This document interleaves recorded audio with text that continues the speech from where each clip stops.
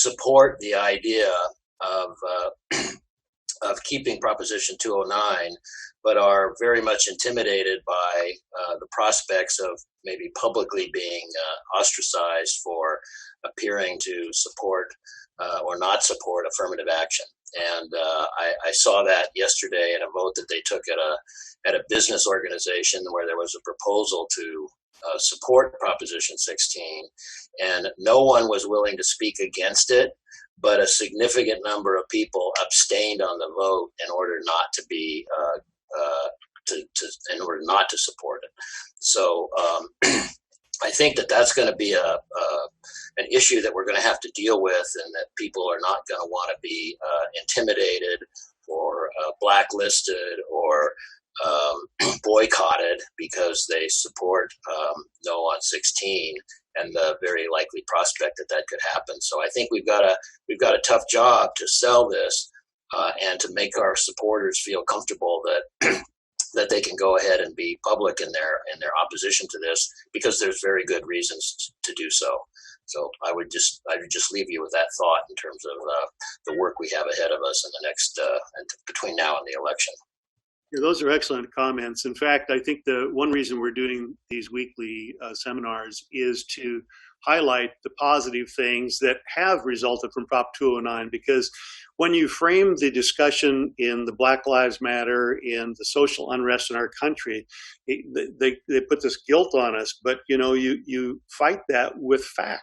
And emotions will often win the day over fact, but there is a reason why they chose Dr. Shirley Weber, a former professor at Cal State San Diego, because she's well respected in the state legislature. And she told them she didn't want to carry this. She wanted to do other things, but they thought she would be an ideal author, and she actually was. But it goes back to not what is actually in Prop 16, but it goes to what the emotions of the whole thing is. So we have to counter that with fact, and we'll do our best to highlight different parts of that in our weekly comments to you.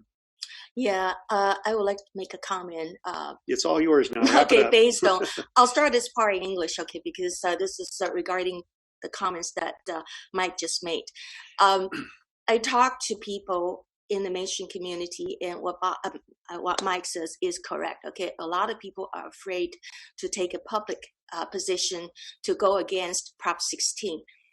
But this is what I said to them. Okay, I say, just like when President Trump ran in 2016, people are so afraid of this political correctness situation in our society. So most people don't dare to speak out against whatever is perceived to be public correctness. So, but when people go to the polling place to cast their votes, we have to remember all the votes are anonymous, 不记名投票. So nobody would know who you actually or what you actually vote for or against. So that's why it is very important for us to get our message out, okay? Whether it's through social media or other avenues, we just need to focus on getting our message out however we can, This is like building a multi-level marketing type of strategy, okay? Tell a friend, and your friend tell another friend, or many friends, and get people involved in this effort. Because like Mike says, okay, it would be very difficult for us to raise money from the mainstream community or to get the message out through the mainstream community, because they are afraid of the blowback, okay, the whatever that they may be facing, the bad elements. So it is really incumbent upon us to do this fight together. Okay, whether it is through our organization or through other organizations, please just participate. It does not matter which organization you are working with or helping. It is important that we participate. We participate in this effort.